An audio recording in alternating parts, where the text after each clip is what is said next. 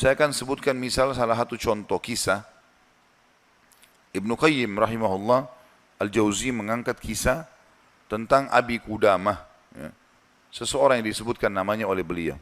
Sudah pernah saya sebutkan cerita ini belum? Selalu belum, ya. Baiklah. Abi Qudamah, kata Ibnu Jauzi, adalah seseorang yang suka berjihad. Di zaman dulu, zaman tabi'in, suka berjihad, berperang. Dan dia selalu memotivasi orang untuk berjihad. Ditanya di salah satu masjid itu, dia lagi pulang dari jihad, pengalaman apa yang paling berkesan bagi anda di kancah peperangan jihad? Dia bilang, kisah seorang anak muda yang bertemu bidadari. Maka orang tanya, seperti apa ceritanya? Dia bilang, satu waktu saya pulang ke negeri saya, di kotanya. Kemudian saya motivasi orang untuk berperang, berjihad. Disampaikanlah motivasi, ayat-ayat, hadis, kisah-kisah nyata. Sampai orang-orang pada termotivasi untuk berjihad. Dia bilang, setelah selesai saya pulang, besok saya ingin bentuk pasukan, bergabung dengan pasukan muslimin untuk berjihad. Ya. Waktu saya pulang ke rumah, dia bilang tiba-tiba ada suara perempuan depan pintu. Memanggil, wahai Abi Qudamah, Abi Qudamah. Dia bilang, saya baca, a'udzubillahi minasyaitonirrajim. Jangan sampai ini godaan syaitan. Perempuan malam-malam memanggil-manggil depan rumah. Dia enggak bilang, saya enggak mau buka pintu. Terdengar lagi suara kedua kali, Abi Qudamah, Abi Qudamah, buka pintu. Suara perempuan, dia bilang, a'udzubillahi minasyaitonirrajim. Saya enggak mau buka ini, takut jadi fitnah, gitu kan. Terus perempuan itu rupanya nyaut depan pintu, dia bilang, wahai Abi Qudamah, bukankah anda yang memotivasi kami berjihad? Dan saya terpengaruh dengan itu. Saya ingin menyumbang sesuatu. Bukalah pintunya. Dia bilang, saya dengar orang ini mau nyumbang hubungan dengan jihad, saya buka pintu. Perempuan itu rupanya bercadar, dia bilang pada saat saya buka pintu dan di hadapan saya tahu kalau orang ini, kalau tidak pakai cadar, luar biasa Allah berikan kelebihan fisiknya. Terlihat, wanita ini punya kecantikan tapi dia tutup auratnya. Lalu saya alihkan pandangan saya dan saya katakan, apa yang akan engkau sumbang ibu? Dia bilang, sesuatu yang paling indah dari tubuh saya, hai Abi Qudamah, adalah rambut saya. Saya memiliki rambut yang sangat bagus dan panjang. Maka saya sudah memotongnya dan saya sudah membentuknya supaya menjadi tali kekangan kuda. Maka saya minta agar rambut saya ini engkau jadikan tali kekangan kudamu, agar minimal rambutku ikut berperang. Abi Qudamah bilang, saya heran dengan imannya ibu ini. Luar biasa ini. Gak pernah ada orang terfikir seperti itu. Rambutnya panjang, lebat, tebal, dipotong, lalu dibuat sedemikian rupa sehingga bisa menjadi tali kekangan kuda. Gitu kan. Pakailah ini Abi Qudamah. Abi Qudamah bilang, baiklah, diambil. Pada saat sudah diambil, Abi Qudamah mau tutup pintu, dia bilang, sebentar, masih ada satu lagi Abi Qudamah. Dia bilang apa? Suami saya mati syahid. Dan semoga Allah terima, semoga juga kami disatukan di surga. Dan dia mewariskan seorang anak laki-laki yang mirip seperti dia. Maksudnya keimanannya, fisiknya, segala macam. Saya harap anda tidak menolak anak saya besok ikut berjihad. Kata Abi Qudamah, baiklah. Tutup pintu, besok pagi habis sholat subuh, habis syuruk, menjelang duha, berkumpullah orang-orang yang mau ikut jihad untuk bergabung dengan pasukan muslimin. Setelah Abi Qudamah bilang, saya motivasi mereka, datanglah seseorang dari belakang saya berteriak, Abi Qudamah, Abi Qudamah. Suara seorang laki-laki. Dia bilang, saya balik ke belakang. Waktu saya balik, saya seperti melihat matahari. Artinya, ada seorang laki-laki putih, tinggi, gagah, rambutnya indah, fisiknya kekar di atas kuda. Dia bilang, saya sendiri kagum melihat orang ini. Luar biasa secara fisik, membuat orang sudah kagum. Dia bilang, terus dia bilang, hai Abi Qudamah, saya anaknya ibu semalam yang memberikan rambut kepada anda. Dan saya siap untuk ikut berperang. Dan wasiat ibu saya agar saya jangan pulang. Suruh mati syahid. Kata Abi Qudamah, saya kagum melihat lagi anak ini. Sudah kagum melihat ibunya, kagum melihat anaknya. Bagaimana keyakinan mereka berdua tentang janji Allah. Dan hidupnya di situ sudah. Lingkup hidupnya itu adalah yang dijanjikan oleh Allah dan Rasulnya. Udah, Allah bilang dapat ini, ya sudah, dia yakinkan iya. Sholat dapat ini, puasa dapat ini, jihad dapat ini. Yakin, tidak ada keraguan. Hidupnya terbentuk di situ, itu yang dijalani sama dia. Dia yakin meninggalkan juga dosa, ini adalah pintu yang baik. Kalau dia buat, dia akan jauh dari Allah. Maka dia berada di lingkup itu, kendaraan itulah. Kata Abi Qudamah, baiklah anak muda, kau masih muda, gitu kan. Saya akan letakkan kamu di bagian belakang pasukan. Anak muda itu diam. Dia bilang, Abi Qudamah bilang, ini saya tentu simpulkan ceritanya ya, karena saya tidak hafal secara lafaz letter tentang kisah, tapi saya datangkan poinnya gitu. Kata Abi Qudamah waktu perang lagi berkecamuk, tiba-tiba anak muda ini sudah ada di depan. Lalu saya lihat dia, dan memang di pikiran saya dia bilang cuma anak muda itu saja. Saya datangin dia, hai anak muda mundurlah. Kamu masih muda, belum berpengalaman, gitu kan. Saya khawatir atas dirimu. Dia bilang, wahai Abi Qudamah, Allah berfirman, hai orang-orang beriman, kalau kalian bertemu dengan orang kafir, jangan kalian mundur.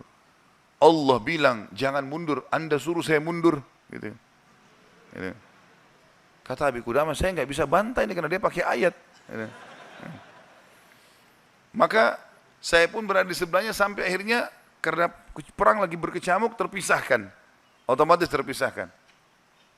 Waktu pasukan lagi istirahat, saya coba cari anak muda ini. Saya nggak cari, pikirannya sudah nggak ada yang lain. Targetnya anak muda ini gitu. Itu betul-betul menarik perhatian dia. Dia bilang begitu saya lihat orang lagi istirahat semuanya karena capek berperang. Maka saya lihat anak muda ini sibuk menyiapkan makanan para mujahidin, mengikatkan tali kudanya, menyiapkan rumput kudanya. Pokoknya dia sibuk dengan itu.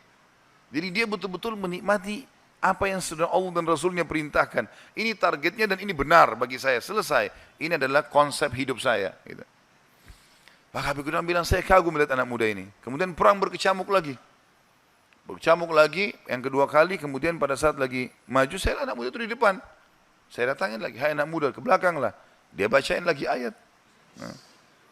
Wahai Abi Qudamah, Allah berfirman, hai orang beriman, kalau bertemu dengan orang kafir, jangan kalian mundur.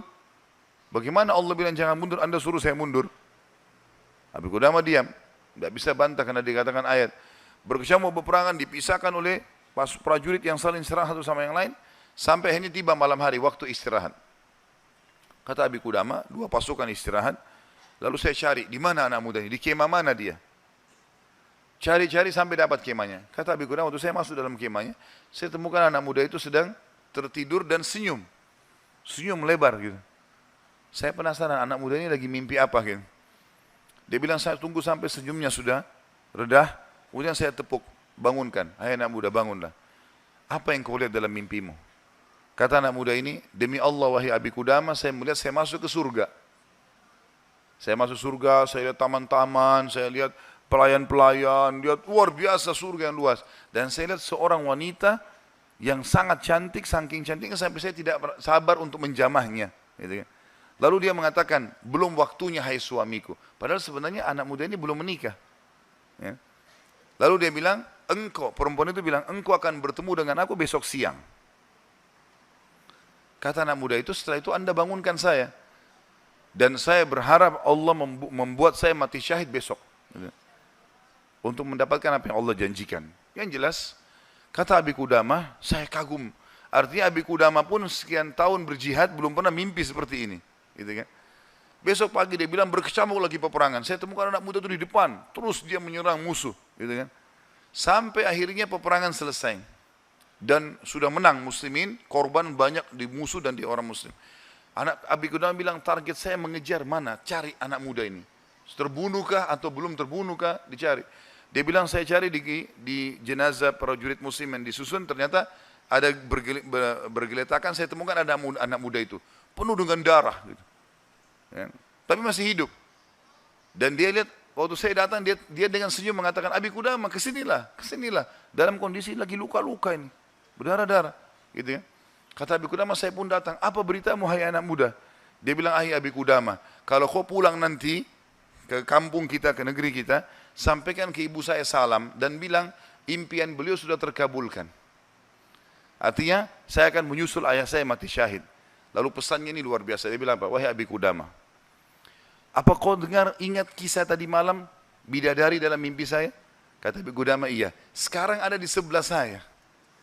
Sedang senyum dan menunggu ruh saya keluar. Lalu dia akan membawa saya ke surga.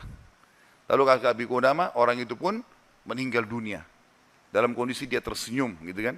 Maka Abi Qudamah bilang, saya menangis, gak bisa menahan melihat luar biasanya. Ibunya luar biasa, anak muda ini luar biasa. 17 tahun, punya kelebihan fisik yang mungkin tadi saya bilang, kebanyakan kita di Indonesia dihabiskan pada hal yang foya-foya, coba-coba kemaksiatan. Ini semua omong kosong nih, dari syaitan, bukan begitu. Anak muda ini dididik oleh ibunya untuk targetnya surga. Bagaimana berperang mati syahid, seperti itulah. Kata Abi Qudamah, saya pun menguburnya. Waktu kami pulang ke negeri kami, target saya ke rumah ibunya.